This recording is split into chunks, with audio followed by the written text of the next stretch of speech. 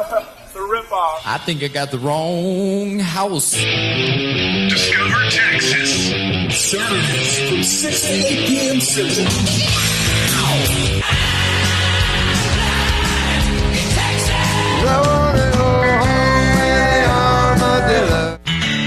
Worldwide on KZFM.org. I want to tell you about Texas radio and the Big B. 555. Got a couple friends out here tonight. 2/3 of a Austin, Texas band called Half As Bad.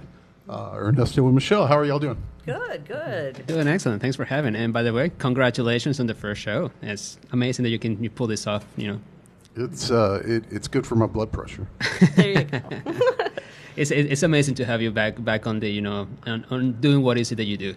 What you do best, which is support music. I appreciate it, man. It's been a long several decades doing it, and I was definitely ready to find a place of my own in my head, and taking some time, and I'm getting there, but I'm tired of waiting, and there's a lot of music to be heard. So most definitely.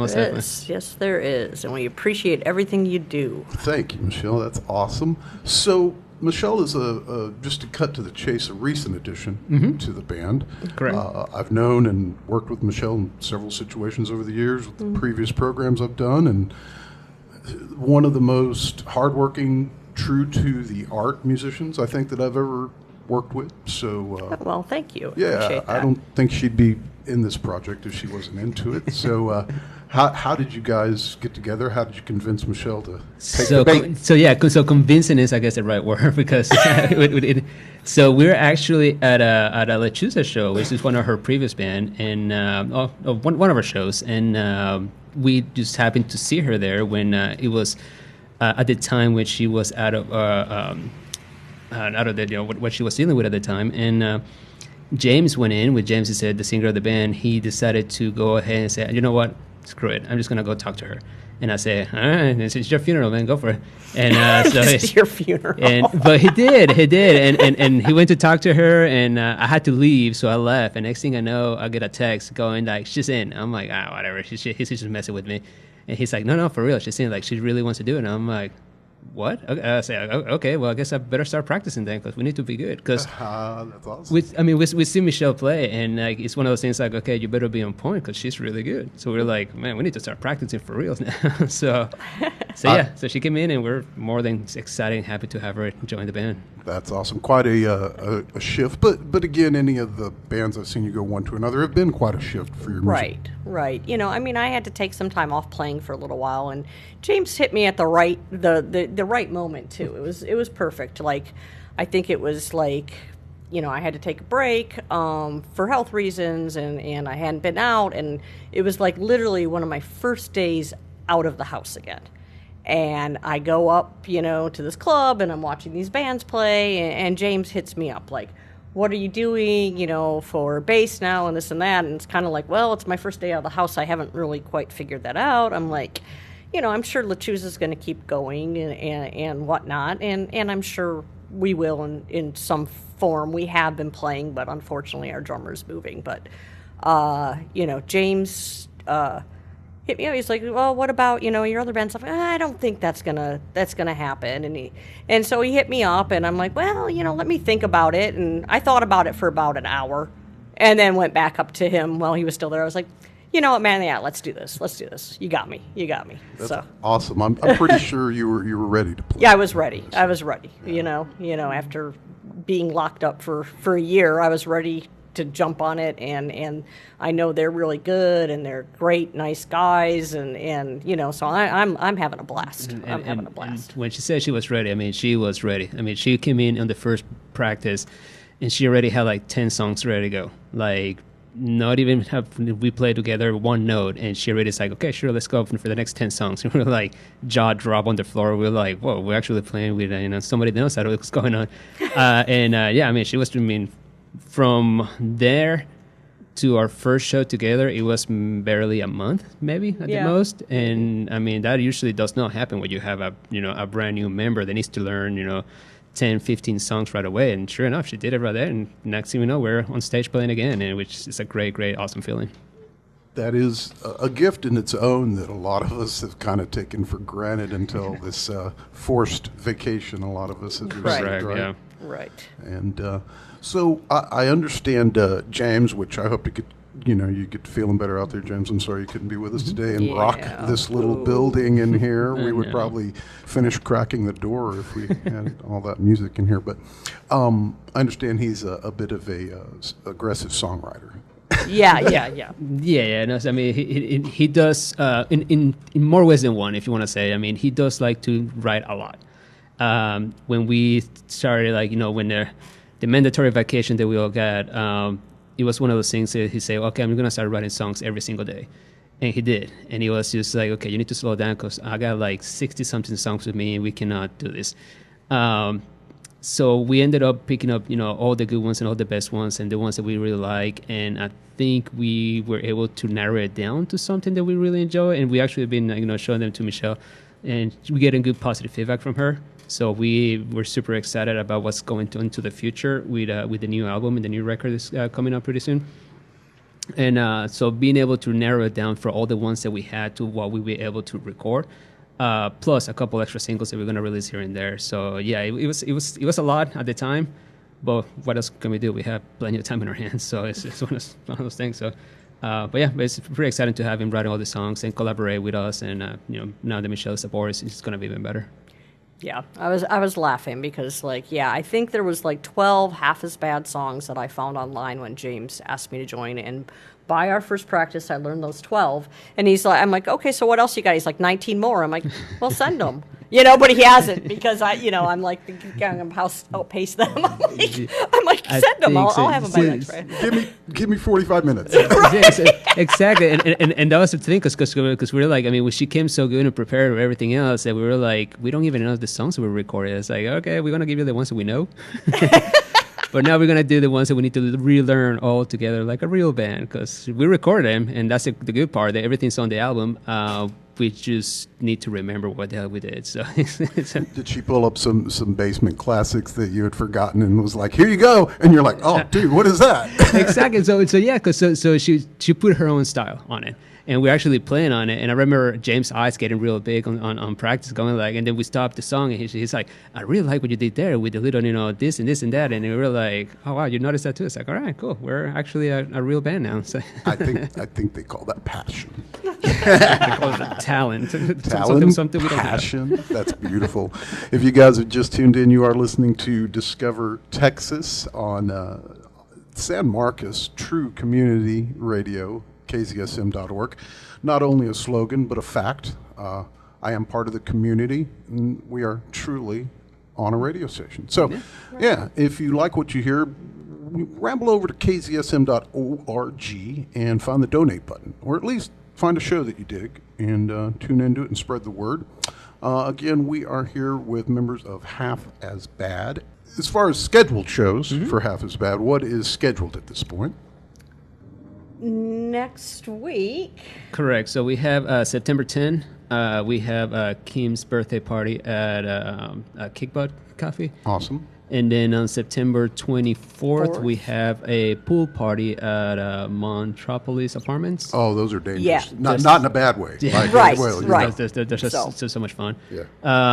And after that, I believe we have October 15 again on Kick Butt Coffee again. I believe it's going to be Chelsea's a bunch of birthday party. I don't know. A bunch of birthday. Everybody's having their birthdays right now, so that is we're awesome. down to celebrate. Birthdays. It's and then these are ladies and fans and people that go to these places to see us play. So whenever they decided to throw a birthday party, we're like, yeah, I mean, of course we do it. Let's do it. And it's going to be a lot of fun.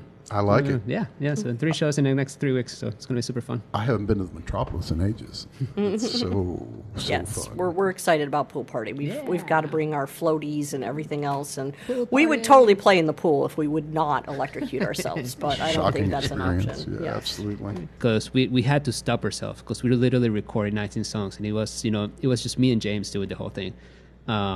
So I mean, I recorded some guitars and the drums, and James did all the bass and all the guitars, and he did all the singing. So we had to stop ourselves because it was like, okay, there's 19 songs. That's like a double platinum album. Like we cannot keep doing this, So it's good to have material for many things. I wish that, and I've seen a few of these things go down, but split singles, and I know vinyl's real tough, but split singles, doing one of your own from each band and doing something from the other band. I think I'd love to see more local bands getting into that. Yeah. So we were talking to Ron Hall from Despero, and he gave us the idea. He said, like, why don't you guys split it, and then start grabbing the other ones and just release them a single, or here and there, and we really enjoyed that idea. Absolutely. I think that's a really good advice that he gave us. So we're gonna more than likely do that. Start grabbing the ones that we really enjoy and having all in the album, and then grab the random ones, the ones that we have left behind. Put them on singles, maybe a couple of compilations here and there, just in case stay aboard. Absolutely. Have you guys spent much time playing out of town prior to now? So we did in the past. We have not done it in a while. So we did in the past when we went to like a couple little places, the usuals, Houston, Dallas, and all that. But we haven't been out of town in a while, and it's kind of due. It's definitely time to start exploring. I know I'm a big fan of the Denton scene, and I would like to play there again pretty Absolutely. soon. Madeline's from somewhere up there, right? I believe so. Yes. so, yeah. I believe they're from Denton, Texas. Awesome. So, They're good people. They're so fun to watch live too. That would be a fun show. Just saying.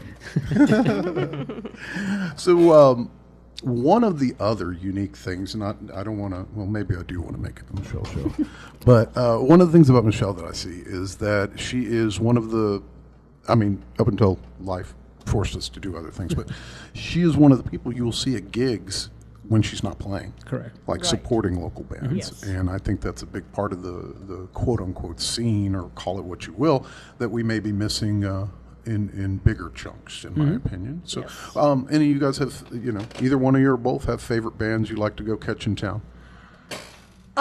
Boy, I'm one of those that catches just about everything. You will see me at the metal shows. You will see me at the garage rock shows. You will see me at the punk shows. You will see me at the pop show. I'm one of those. If it's, fast, heavy, loud, you got me. I'm there. So I'm kind of all over the place as far as that goes, So I don't know if I like, what's my favorite, I love them all. Sure, I like everything, Yeah. It's tough being in a band and throwing out a name. I get that for sure. Yeah, So, but yeah, I do a wide variety, but I can testify she is not fibbing to you people. No, it's good. And one of the good things about being, in this band is that we do like watching other bands play. We do enjoy, like I think it was like a couple nights ago. It was like band night out. We just went to watch a bunch of bands at Kick Butt, and it was really fun. And I think that's one of the things that we have emphasized ourselves into, like actually trying to go to more shows. Obviously, life gets in the way here and there, but we do like seeing other people's and supporting other people's. There's so many good bands in Austin right now. that's why it's so hard to name. Yeah. Totally. And just like today and yesterday, you got over like 15 bands playing right now, and it's like so much fun to watch all of them. A lot of them are our friends, so of course we're going to support them, but there's still, the talent that they have. It's one of those, like, sometimes it gets intimidating going like, man, do I have to go right after Dropout? Do I have this? No, it's like the butts are going to follow me. It's just one of those things where you're like, man, I really have to give it all I got because these guys are really good. And by watching, supporting them, I think it's one of the things that us personally, at least me, like I learned from watching them, or what is it that they're doing, going like, oh wow, that's a cool technique, or that's really cool what they're doing. And I'm sure they hopefully they do the same thing when they watch us.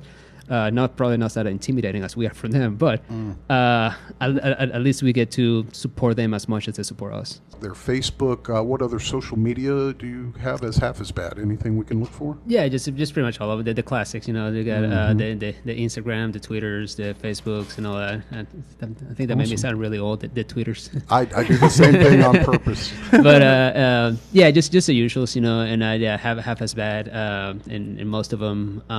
But I believe a lot of the songs from the first album, they're going to be on the Bandcamp. They're going to be a bunch of them over there that you can find all of it. And that's kind of what we wanted to bring the new ones to you.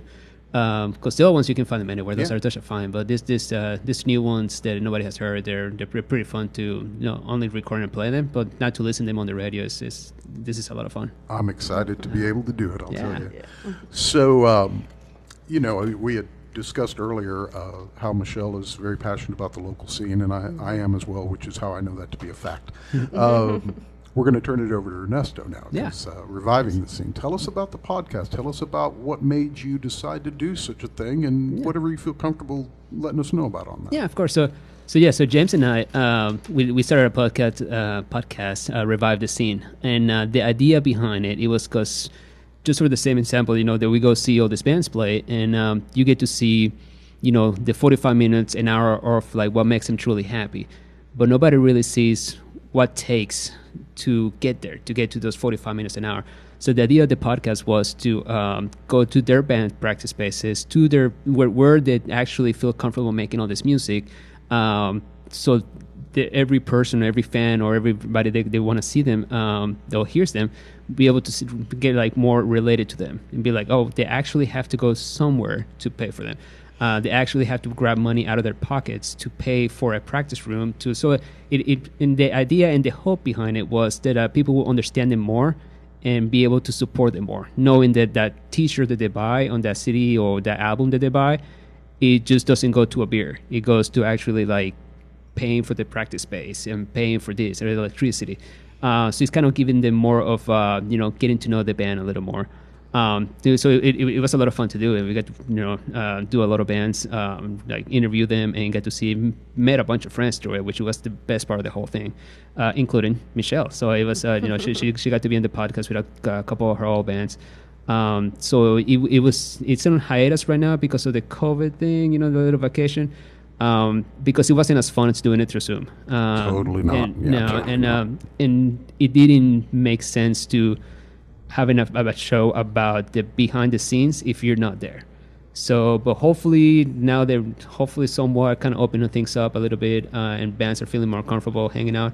We'll be able to pick it back up again. Yeah, it's still unfortunate that we're getting gigs much like today, but I mean, life happens. But a lot of gigs are still like we're going, and then like the day before, it's like not so much. Exactly. Right. Yeah, it's been interesting, things reopening and things coming back and getting back out there. It was like always a pain booking things before and organizing everybody and making sure everything's correct. And then you've got this constant juggle of, they can't play, in 2 days because now so-and-so's sick and this and that. So you either got to find, a fill-in band or just be short a band, or, hey, who can juggle? Does anybody do flame throwing? Like whatever you got to do, it's kind of crazy. Yeah. Yeah. And I feel, it's such a hard to break thing because everybody wants to pitch in, not only from the bands, but the promoters and also the people that own the clubs, they own the places. Everybody wants to pitch in and help and say, hey, I want these bands to play and I want all this to do. But when things happen, like, you feel bad for them because they're trying to help. Everybody's trying to pitch. Everybody's trying to keep moving forward to whatever we used to have to continue having. But when something goes down, the nice thing is everybody's been helping and said, sure, I'll jump in and play. I haven't practiced in a couple of weeks, but sure, let's go ahead and do it. But at the same time, it's so heartbreaking because you want to keep going. You want to keep moving. But that thing is just pushed such a wrecking ball on everything that, on our daily lives that we're trying to do. And especially with the music scene, because it's not as easy to have a book show 2 months in advance to the day before to say, I can't do it anymore. So it's a lot of mixed feelings, and, it's heartbreaking to do because you put so much into it that when something like this happens, it's just such a downer. It is, and I mean, to look at the bright side, I guess it does give bands the opportunity to network and replace their friends. Most definitely. I mean, it's one of those things, like, I don't think we never, as a music community or as a punk community, I don't think we've never been as close as we've been in the past. Because such a thing, it's something does happen. It's like, hey, I can count on so and so to help him out. It's like, hey, I can call Dave or Kurt or Will. I can be like, hey guys, I need help. And it seems like as of lately, we've been way more closer with all the bands than we ever have. It's a shame. Like there was a good Blue Flamingo reunion night scheduled, right? Correct. Hormones and Jesus Christ Superfly and like the whole thing is down for Right. COVID. Yeah. Correct. Yeah, they had to cancel the whole thing. As a matter of fact, I think it was just last week was supposed to be my first gig with Half As Bad. But the week before it, bands had to drop off another show at the Lost Well, which was, totally like a gritty rock and roll show type thing. And next thing you know, I wake up in the morning that day and I'm getting messages, hey, can you guys fill in? And it's like, we're a pop punk band and they're like leather clad rock and rollers and whatever. And, so 6 hours before the show, we're like, all right, we'll be there, So, the first show was like literally booked, first show with them was literally, confirmed like 6 hours before we had to be on stage. And we definitely did not have enough makeup or glitter to be in that band. So. But we still had a blast. It was, it was a lot of fun. night. Play some Judas Priest or something. Right, so we're like, well, and they're like, oh, thank you so much for stepping in. I'm like, don't thank us till we're done. We have never played together before. I'm like, thank us after. Like, don't thank, if it works, but don't thank us till we're done. It was fun. It was so much fun It to was do. a blast. I'm sure you did well. Yeah, Lost Well's a great club. Yeah. Those guys, when you want to talk about passion for music, Yeah. Yeah, they're down to earth of like whatever everything that they do, including from the door guy to the music person. I mean, they're so down to earth with everything, and they help you so much. It's such a good venue to play with. Oh, that was pretentious right there. Yes. First time ever anywhere from Half As Bad. Sounds kind of like a gang vocal thing going on at the end. Yeah, so that was actually pretty funny because we didn't know how to end it because it just ended with the guitar, the whole open note hanging out. But for some reason we decided it would be a good idea to start screaming the whole pretension backup vocals at the end of it, and we didn't know how to sing it, so we ended up doing it we did it like super fast, super slow, and then like military style. We didn't know what it was, so. During the mixing stage of it, we started mixing it, and we forgot that track was there because it was just us throwing ideas to the walls. It was stuck, and when we started playing it, you grab all the songs, you render them, you put them in your on your phone, or you take it to your car and you start listening to it, and then at the end of it, all these vocals started coming out, singing pretensions and laying pretensions, and we were like, well, actually, kind of sounded not too bad. So that was a total a happy mistake they just happened because. It was one of those buried tracks that we've completely forgot about. And then at the end, I told James, I was like, because he's the one mixing most of the stuff. I told him, I was like, if you want to leave, it's up to you. That's fine. And this sounds good. As long as, it's in there somewhere. And then he's like, yeah, sure, I'll do it. It's no big deal. It's in there somewhere. And then we started hearing it. It's like, oh, wow, it's like really back there. So, yeah, so it was like a little happy mistake. As we all know it happens sometimes. That can be a many things. I might have been brought into this world with a happy mistake. We all. Absolutely. So when you guys are playing, you're on stage, you're in the moment, that is what you do. Do you find much time to spend together outside of rehearsal or playing live? You mentioned band night is why I asked, because you went out and saw some bands. So Right. collectively hanging out with each other at this point? And I know you're kind of new to the band, Michelle, so Right. maybe James and yourself. Yeah. So the communication between all of us is a lot. I mean, we communicate with texts and calls, and we do that all the time. We do hang out on band practice. We do a lot of stuff like that. And now soon, lately, we've been trying to go outside. Like I said, we had the band now. We all went out to watch bands play, and hopefully we keep doing that as much as we can, so we can continue to not only get to know each other a little bit more, but also connect more. I mean, James and I. We've been playing together for almost 12, 13 years in other bands that we played in the past. So it just matter, kind of bringing Michelle into this weird friendship that we all have going on. So, but yeah, I mean, the idea is that. The idea is just when we're in the band, it's not just let's play just 45 minutes and then just walk away. It's more than let's talk about everything else. Let's talk about this. Let's talk about whatever life throws at us. So yeah. Yeah, it seems. I've met a lot of folks, and I think, for better or worse, the usual answer is that you spend a lot of time together centered around playing, centered around practicing, writing, all things involved with the band. You go see some music and those kind of things. There are other people I know that come together for that gig, that rehearsal, that songwriting experience, and can't stand to spend another moment with someone else in their band if they're not doing that. Right. Because it's a creative, artistic thing. Yeah. I think we have a lot of fun. Like I said, I'm new to the band, and we've done the band night out and this and that, and I'm sure we're going to be doing more of that in the future. But we have a text thread that's always going.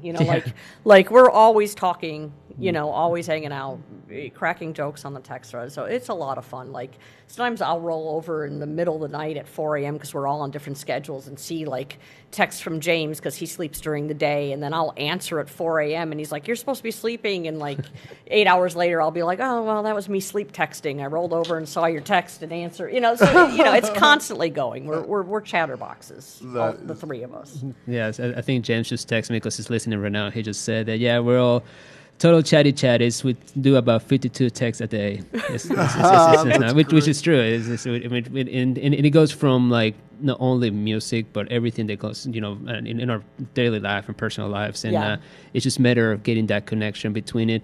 And we bring that also to the stage. I don't know if for those people that have seen us on play on stage, like you can see that we have a lot of fun playing. Yes, we like to play music, and we're very, we're very serious about the music that we play and how we play our instruments.